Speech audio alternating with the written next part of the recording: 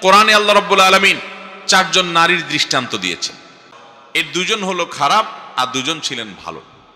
খারাপ নারীদের দৃষ্টান্ত দিয়েছেন যাদের, তারা একজন ছিলেন লূত আলাইহিস সালামের স্ত্রী, আরেকজন ছিলেন নূহ আলাইহিস সালামের স্ত্রী। আর দুজন ভালো নারীর দৃষ্টান্ত আল্লাহ তাআলা দিয়েছেন কোরআনে।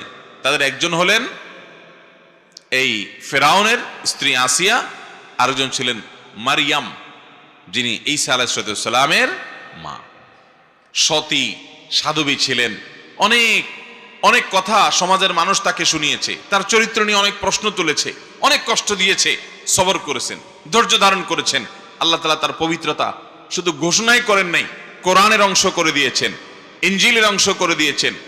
কিয়ামত পর্যন্ত আগত লক্ষ লক্ষ কোটি কোটি মুসলমান, খ্রিস্টান, একাধিক ধর্মের মানুষেরা কিয়ামত পর্যন্ত তারা তার পুত পবিত্রতাকে স্বীকার করবে, মেনে